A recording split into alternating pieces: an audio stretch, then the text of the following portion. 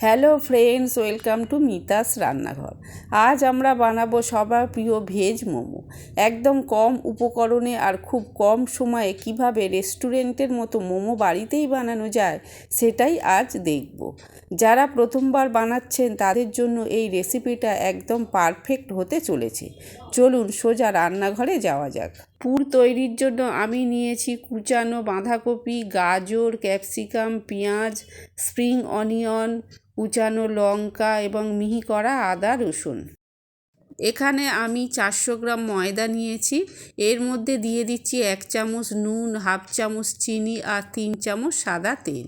এবার সব উপকরণ হাত দিয়ে ভালো করে মিশিয়ে নিয়ে পরিমাণ মতো জল দিয়ে একটা নরম ডো তৈরি করে নেব।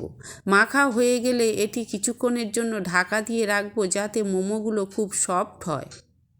কড়াইতে সাদা তেল গরম করে প্রথমে পেঁয়াজ কুচি দিয়ে হালকা ভেজে নেব।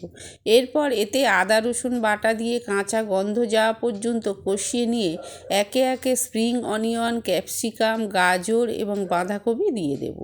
সবজিগুলো কিছুক্ষণ নাড়াচাড়া করে এতে 1 চামচ নুন, কাঁচা লঙ্কা কুচি এবং লাল লঙ্কার গুঁড়ো দিয়ে দেব। সবশেষে 1 চামচ soya sauce, tomato ketchup, vinegar এবং ম্যাগি মশলা মিশিয়ে ভালো করে নেড়েচেড়ে নামিয়ে নিলেই তৈরি মোমোর চটপটে পুর।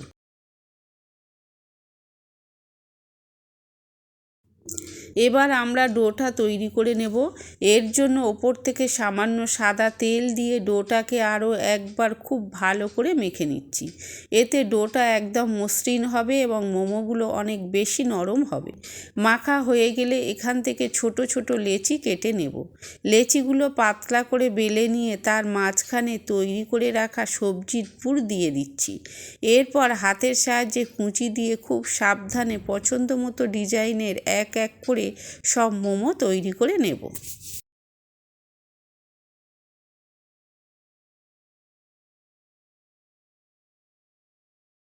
এবার আমি দ্বিতীয় মোমোটি তৈরি করে দেখাচ্ছি।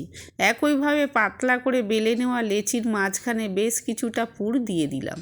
এবার এক পাশ থেকে ছোট ছোট ভাঁজ বা কুচি দিয়ে অন্য পাশের সাথে জুড়ে দিচ্ছি। দেখুন কত সহজেই তৈরি হয়ে গেল আরও একটি সুন্দর ডিজাইনের মোমো। যারা প্রথমবার বানাচ্ছেন তারা এই সহজ পদ্ধতিটি ফলো করতে পারেন। এবার একটা গামলায় ফুটন্ত জলের উপর একটি ফুটো থালা বসিয়ে তাতে মোমোগুলো সাজিয়ে দেব। ঢাকা দিয়ে 10-12 মিনিট ভাপে রান্না করলেই তৈরি আমাদের গরম গরম ভেজ মোমো। তৈরি হয়ে গেল একদম দোকানের মতো নরম আর তুলতুলে ভেজ মোমো। গরম গরম মোমোর চাটনির সাথে এটা খেতে জাস্ট অসাধারণ লাগে। বাড়িতে অবশ্যই ট্রাই করবেন আর কেমন লাগলো আমাকে কমেন্টে জানাবেন।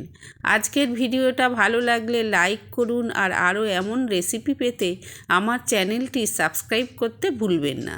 দেখা হচ্ছে পরের ভিডিওতে। ভালো থাকবেন, সুস্থ থাকবেন। ধন্যবাদ।